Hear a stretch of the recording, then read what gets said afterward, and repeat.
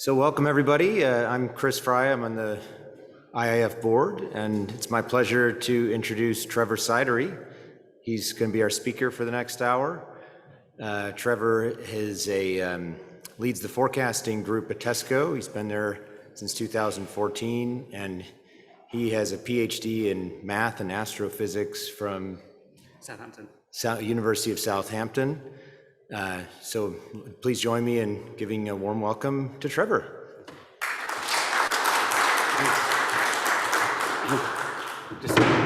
Am I coming through? Good. Right, yes, so today I want to talk about, I guess it's kind of half a talk on forecasting and half a talk on business reporting, but particularly how those two things interact, and how maybe some of the ways that we actually build the forecast need to consider something a little bit wider into what the business will be using them for. So that's kind of generally where I'm going.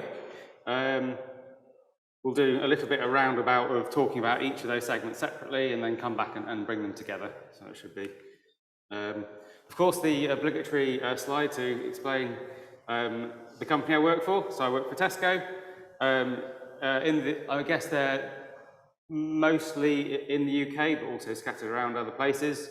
About coming up to 4,000 stores, employing 350-ish thousand employees. So, you know, a nice big retailer trying to, I guess, forecast a lot of stuff and keep their operations running well. More specifically, where I sit, I'm in the data science team at Tesco. So our general, I think sometimes data science has a little bit, you know, what exactly is it trying to do. Our main focus is to make products or things that will help people make decisions or make some automation or something like that. So that's kind of how we define data science.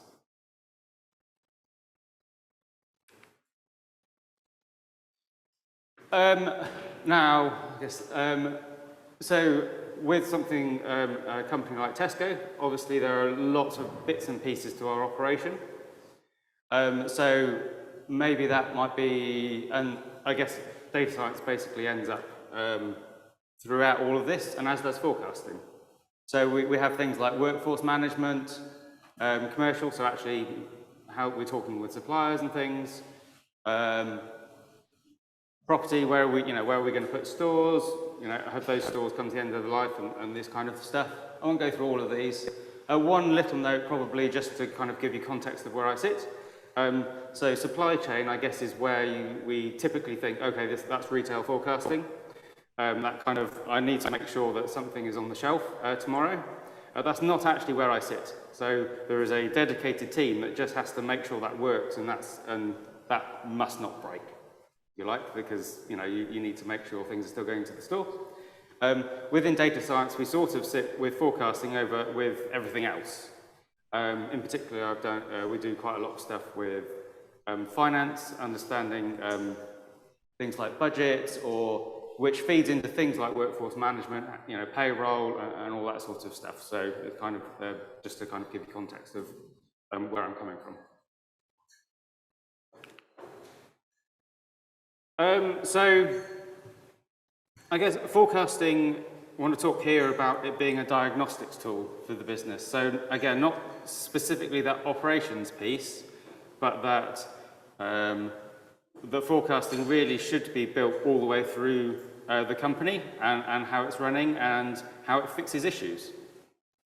So I'd say on a Monday morning, there is a team who it's their job to analyze what's happened in the past week, go to the exec of the company and say, this is what happened last week, this is why we think these things happened last week, and more than that, they use the forecast as part of this was the forecast we had, this is why the forecast was missed. Maybe we were higher, maybe we were lower, but trying to understand, you know, okay, we had a forecast for what was going to happen, why did that not happen? And the reason they do this every week is to make sure, can I diagnose, maybe sales were higher, and that's good news, and maybe we'd want to understand why that happened. But probably more likely, where were the sales not what we expected, are there actually some key issues that we need to go and fix and sort out and kind of diagnose those problems.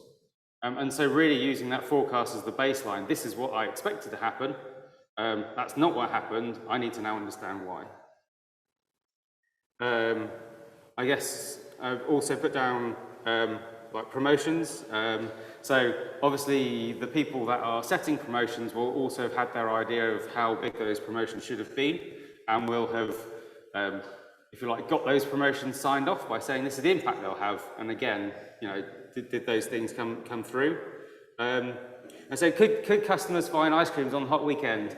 There's a very, some of you may have come across this idea in retail, but there's this idea of the first hot weekend, where basically that is, for the UK specifically, that's where everybody runs out and has their barbecue in a slight panic, thinking it might be the only one of the year, even if it's just in May.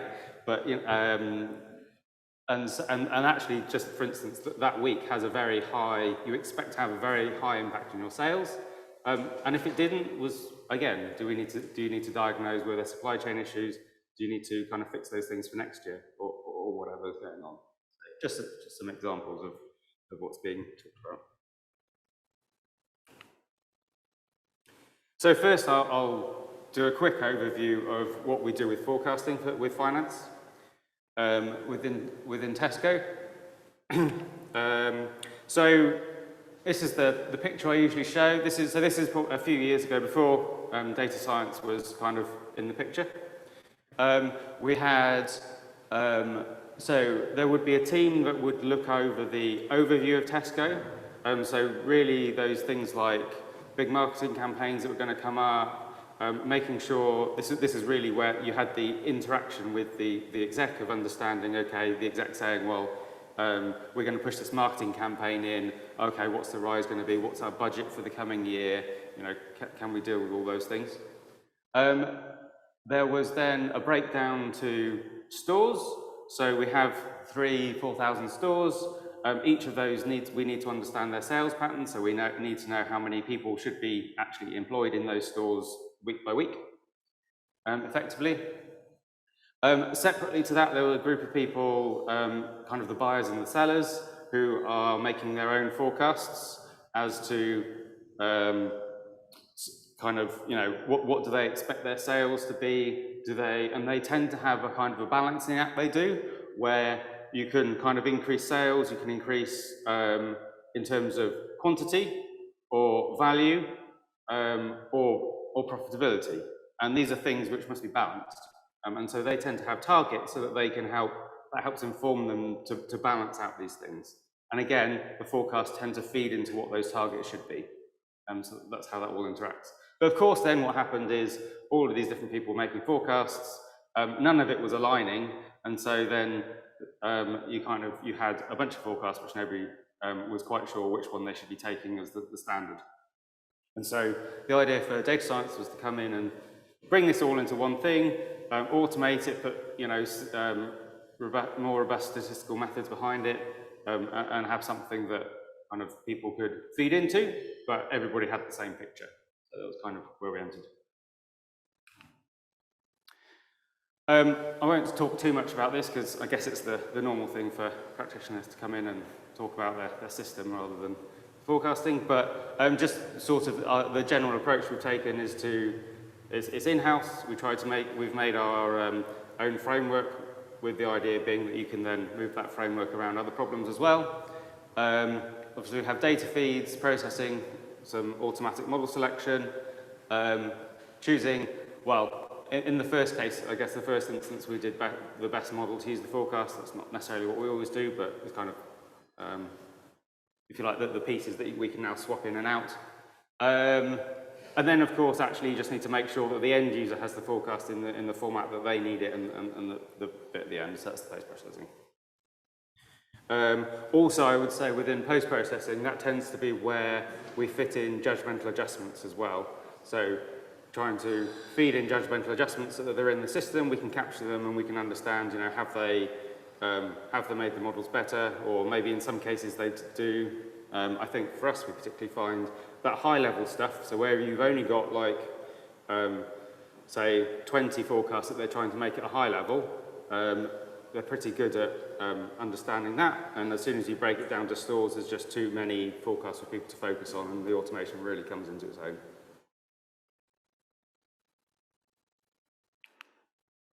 Good. And then when it comes to our models, I guess I'm not going to delve too deeply into this, but quite frankly, we find very simple models work very well. So on all of these components, we'll have some kind of other bits and pieces that we've put in place, but fundamentally, it comes down to that we use basically a seasonal decomposition model, where effectively you want to understand what's my trend, what's my seasonal pattern on top of that, and then I want to have made sure I've dealt with events, sometimes even only key events rather than worrying about all the details. As I said, there's kind of, you can choose lots of different ways of doing this. So for example, recently with kind of COVID impacts, we found it was useful to use kind of some faster trend methods where you don't just rely on a kind of a moving average window, but you really need things to move a bit faster. But the key reason I think why this works for us is because we are worried about kind of a month to a year long forecast, because remember this is for planning. And so like worrying about kind of lots and lots of detail just becomes impossible as soon as you're looking further out. And so just understanding trend and seasonal pattern is great. That does most of the job.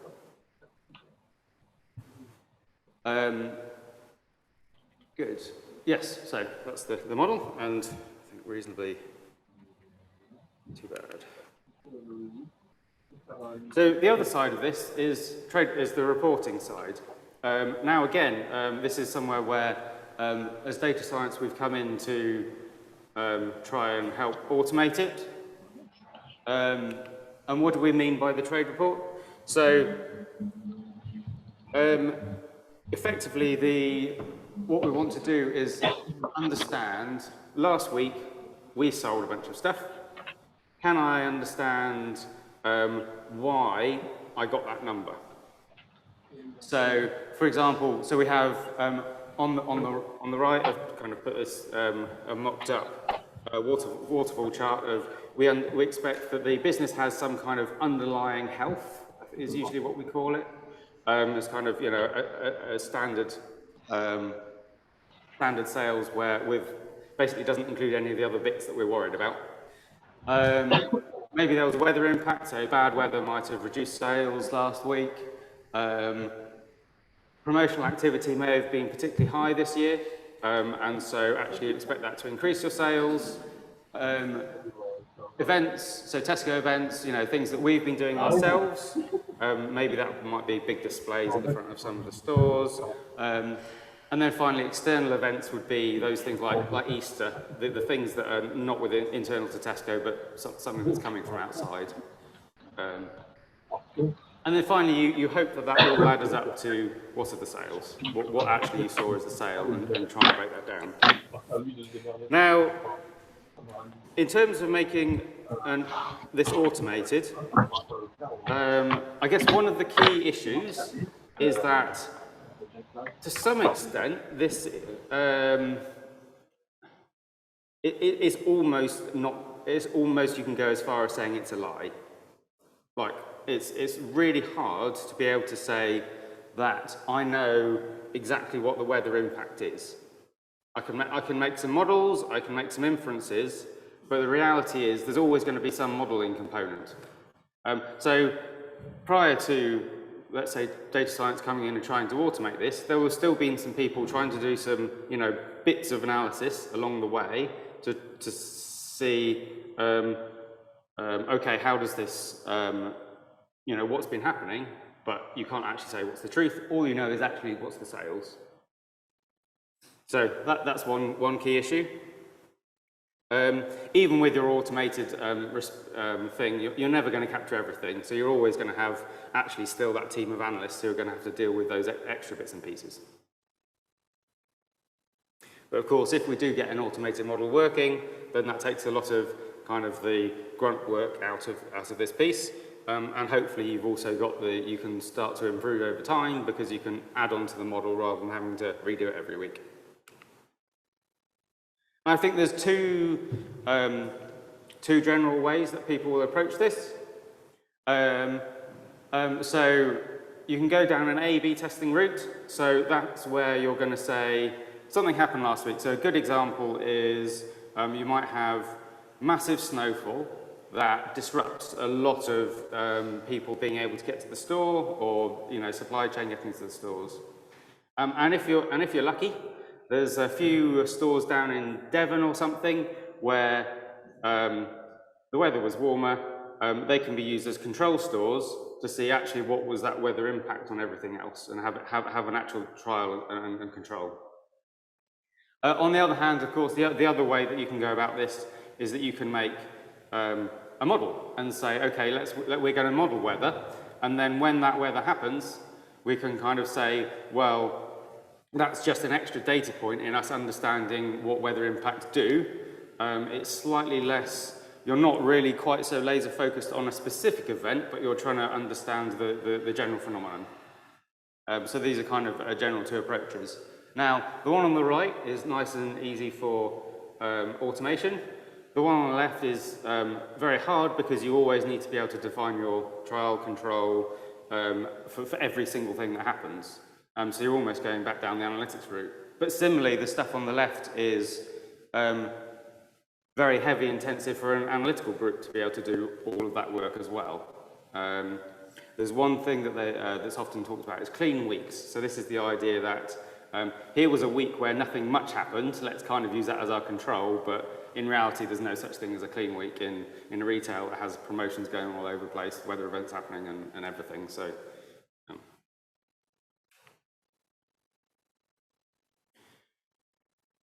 good. So modeling approach.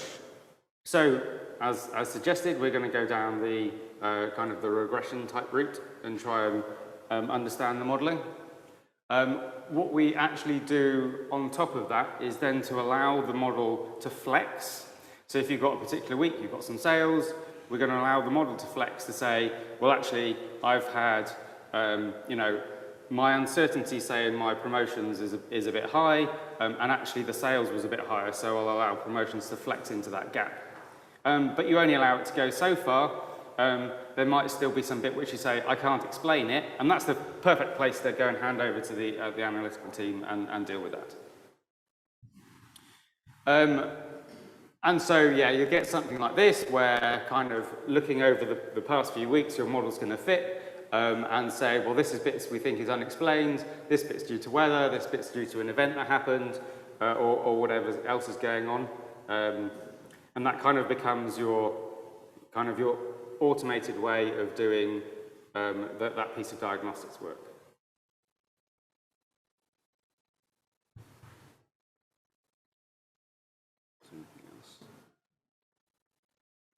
Oh yeah, I've given the example in the bottom that, so sometimes it's quite simple that you can just say, oh well, actually we didn't have the World Cup in the data, we haven't explained that, that's the unexplained bit, and then that's an easy place. And then the analyst can take that to the exec again and say, this is what we think's happened. So, okay, that's a kind of a brief and quick go through those types of things that we have to do. Now, the problem here actually becomes is we now have modelling differences and issues between these two sets of problems that we're trying to solve. So we have a forecast that we want to make very accurate. We have the diagnostics, where we have a lot of data and we've tried to do this modelling, and in one case we found seasonal decomposition was great, and in the other we found kind of a regression model was great, and it'll get a bit worse than that later on. Now, in terms of also differences between those two issues, so one of them might be granularity, so the two projects may have been set up with different levels that we cared about. So do we care about weather region? Do we care about store level? Do we, basically the two projects might have had different initial things that because they're trying to solve different things fundamentally. Christmas is dealt with completely differently. I'll get onto that a little bit later. Event lengths I'll sort of come back to all these later. I think it's probably better in the final kind of proper diagnostics of what's different between here. But just to sort of say, they have a fundamentally different approach, and they have fundamentally different approaches for a good reason, because you're trying to answer different questions.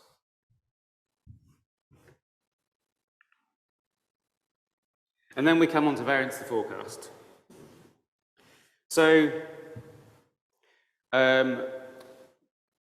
basically that's what we call the difference between the forecast and the actuals that came through. So what's the actual error when we've actually seen it in practice, and trying to explain why do we get that difference, but the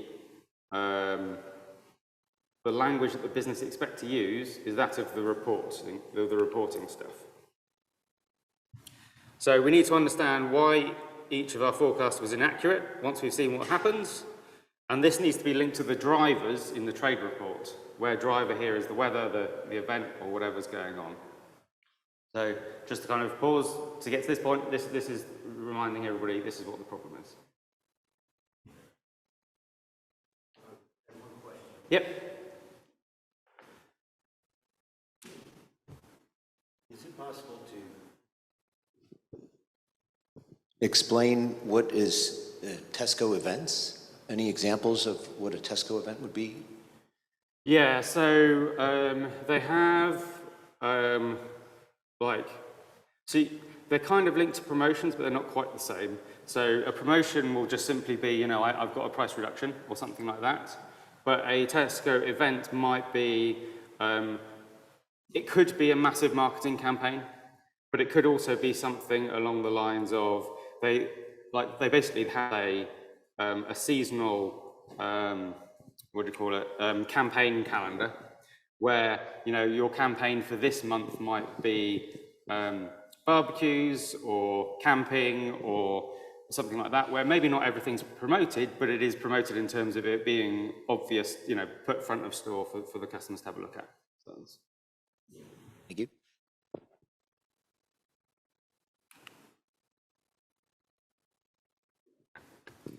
So,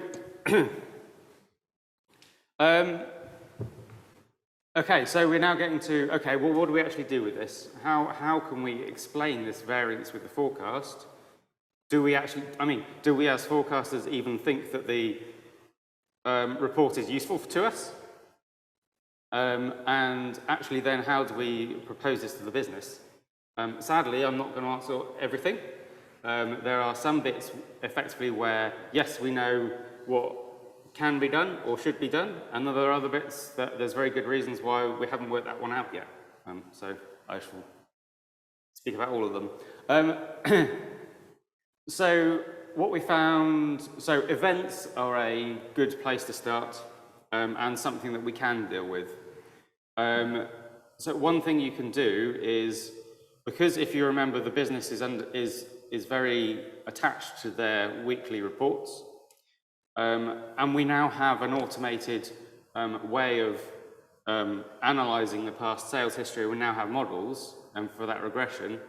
What we can then effectively do is take those parts that we think we've modelled from the history, clean them out of our history that we're then going to make forecasts from, and then use that, and then basically put those events back in the future when we require them.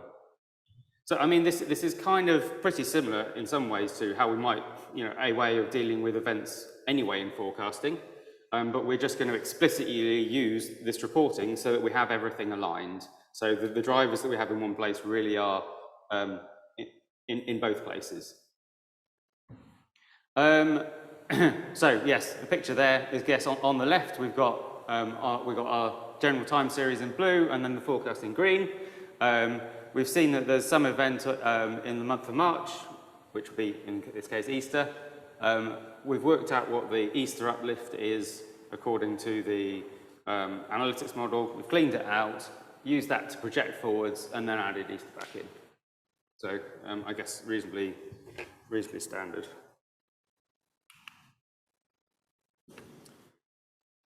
The next piece, which kind of works, or I would say is kind of, it feels less like it's not directly coming out of a forecasting model, is to say there are going to be those pieces which we don't have data for, which, quite frankly, we don't want to put in the model. So a good example is weather. For us, we're doing long-term forecasts. Putting weather directly into the model is just a pain in the neck. Because what you want to do is you want to say, well, if I'm doing something like a seasonal decomposition, right, I'm understanding the seasonality by looking over a number of years. I've effectively, within a seasonal pattern, managed to average out over, say, 5 years of weather. So I now don't need to worry about weather. I don't need to think about weather forecasts or any of that, because quite frankly, we don't have weather forecasts going forwards far enough for me to do anything sensible with anyway. So what we then have to do is we then have to go back to the reporting model and effectively do more like a simulation thing, where you say, here's what the weather we think should be, like, let's say, what's the average temperature over a 5-year period, what's the average, I don't know, rainfall or something over that. Put those things into our model to understand what is typical for that time of year. And then basically just find the difference between what we actually think happened that year. So we have, and that becomes our variance to the forecast, because we kind of have to assume that that typical values is hidden within the seasonality, and then we're just adding on top of that. So it's one of those things, it intuitively feels like it should work, but is kind of a little bit of, it's not quite as, I would say, it doesn't feel quite as robust as maybe the events did.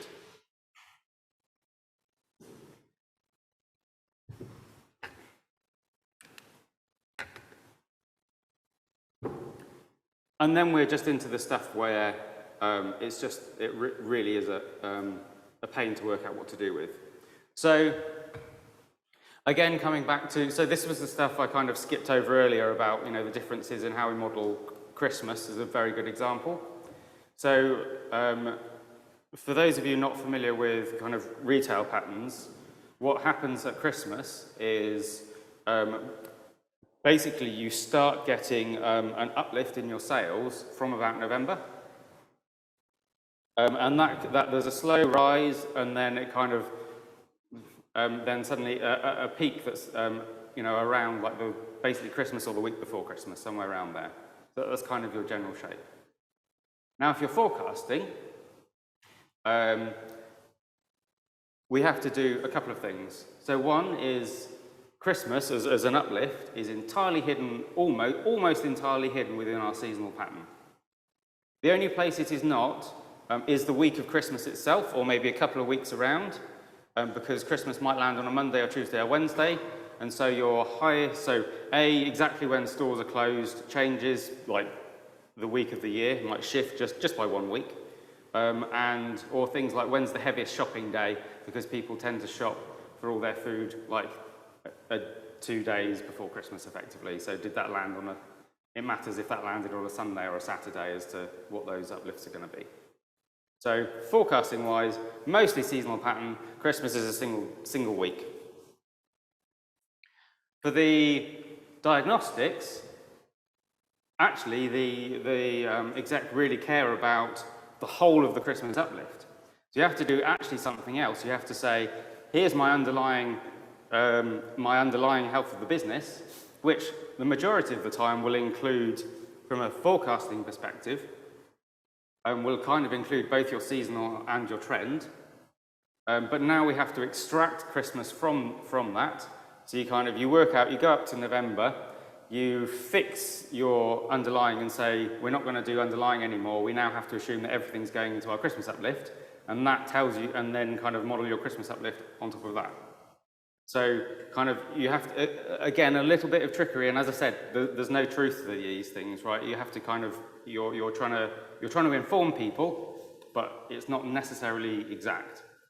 And so we now have the issue that Christmas in one model lasts 2 months, in one it lasts 1 week, and your seasonal and your underlying pattern is just kind of a mixture of,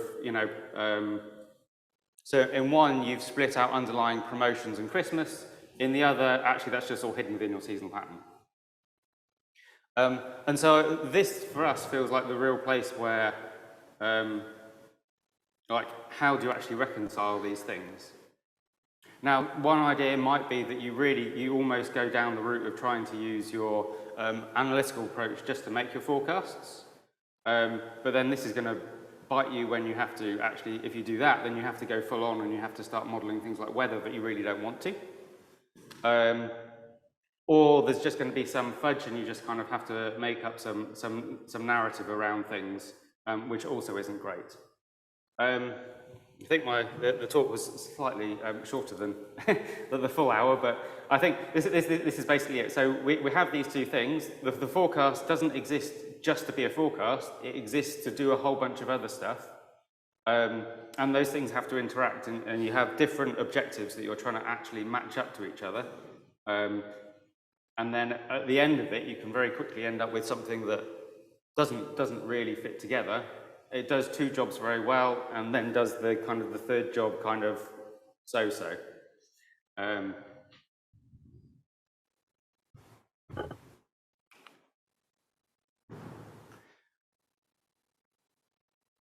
Or maybe there's something else we should be doing.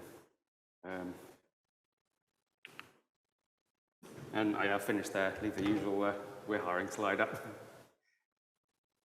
Thank you.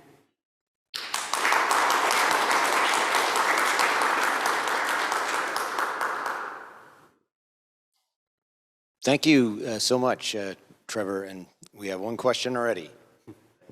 Thank you very much. Could you go back to slide 16, please? Yeah, I'm intrigued by this variance to forecast waterfall and the underlying thing. So if I understand it correctly, the variance to forecast, essentially, you're trying to explain the error.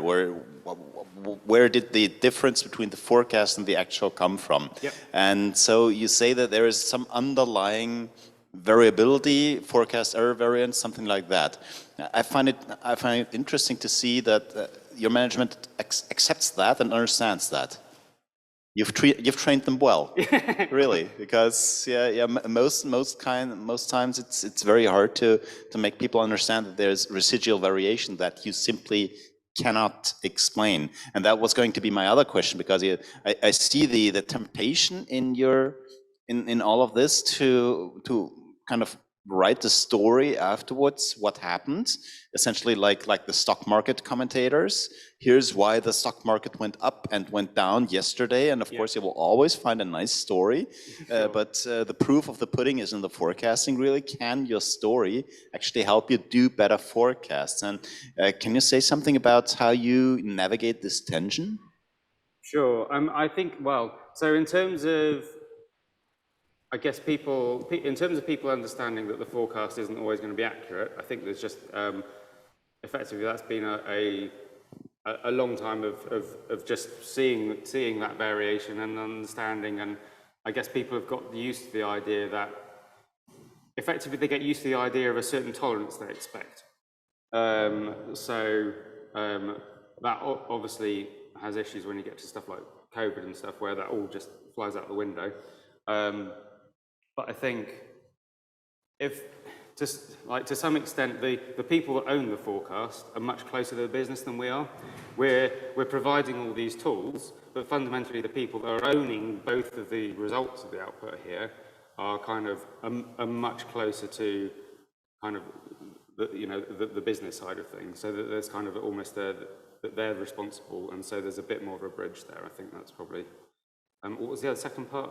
Or was that all that? That's fine. So I find these organizational aspects of forecasting, the more and more I do forecasting, I find the organizational, political aspects more and more interesting, because at some point in time, it's not really about making a forecast just a tiny little bit more accurate. It's more about getting people to accept your forecast, warts and all, and with all the underlying problems that you still have in there, and to kind of manage people's expectations and stuff. And I find that interesting how that's working out on your side.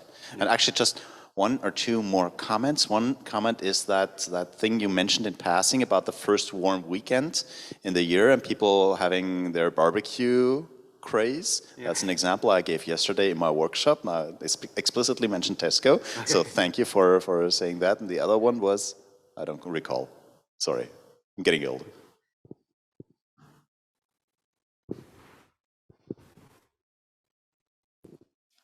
Thank you for your nice talk. I'm wondering at what kind of aggregation level can we do this kind of analysis?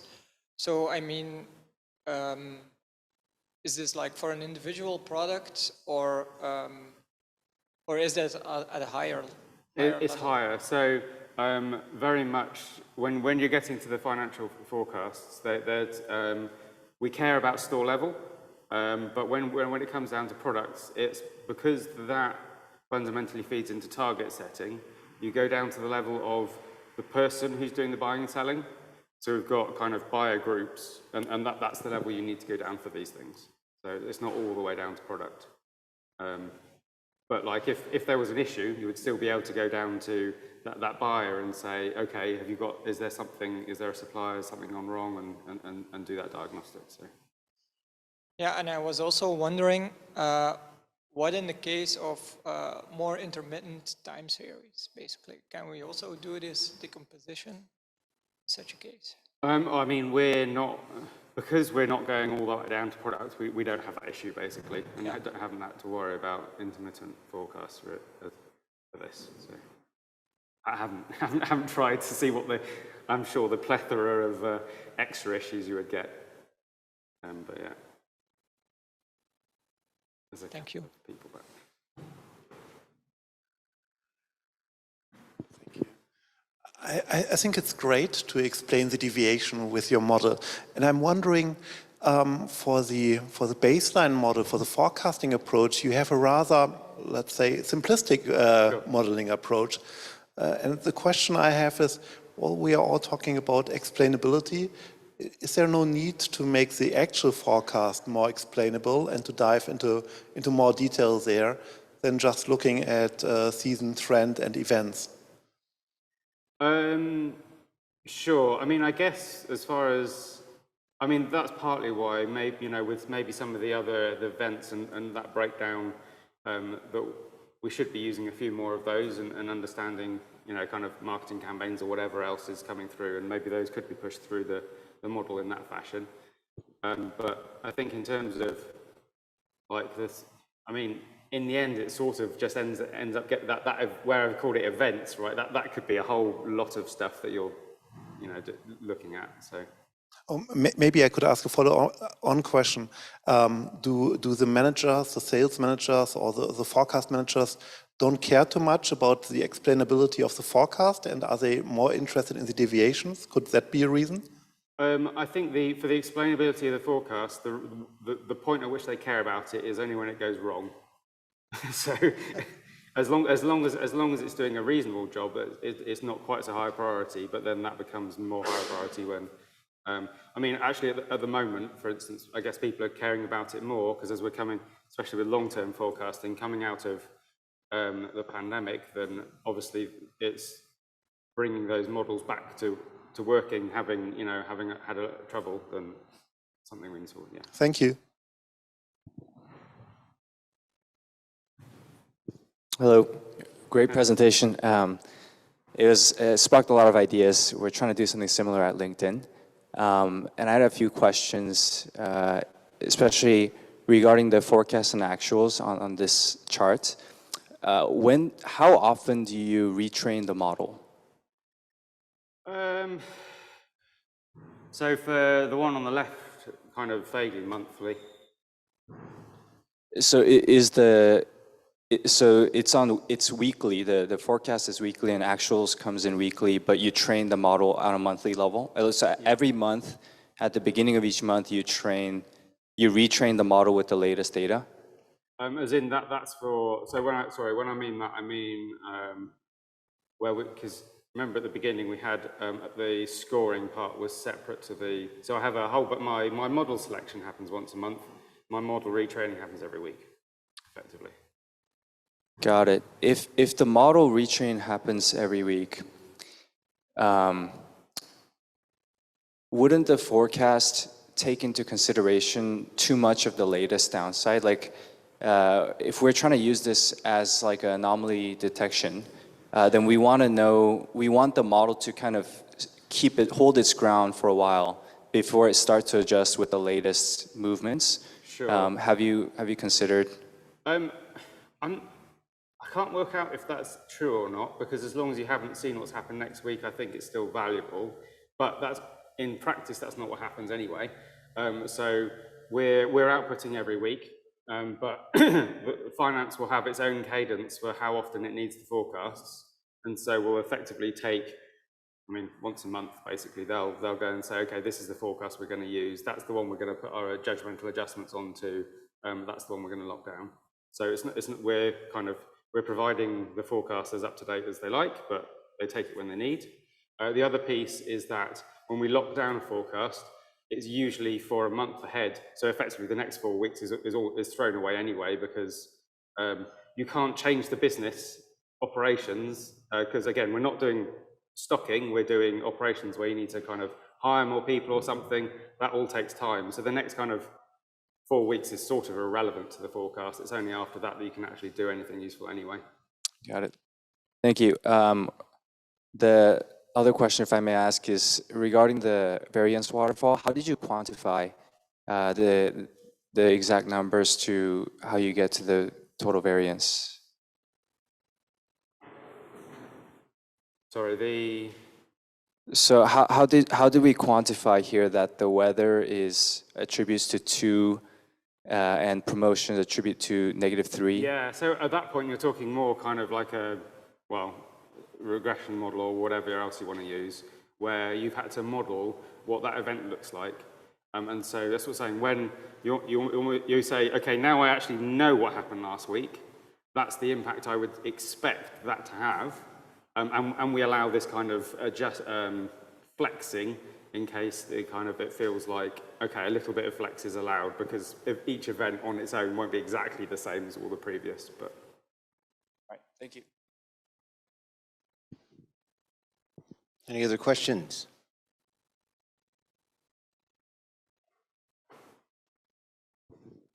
And what happens when you detect such variation?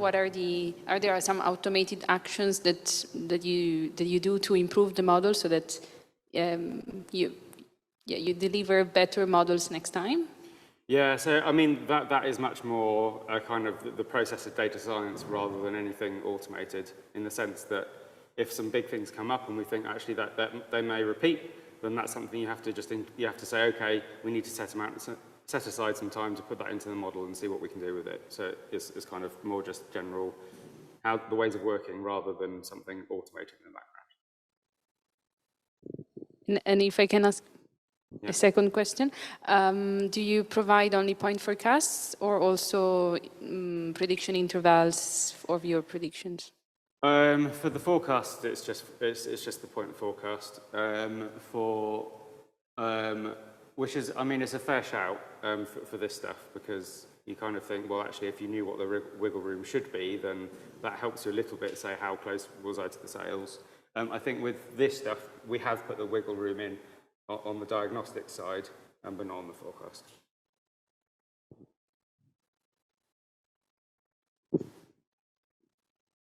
Any last takers? Okay, one more.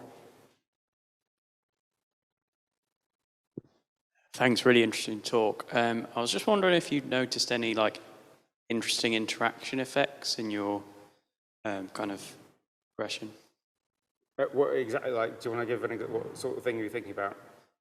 Just sort of say, promotions interacting with the weather, for example, or something along those lines. Where it's kind of not additive.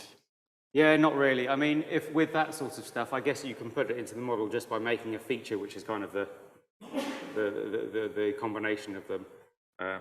But yeah, not especially. Thanks.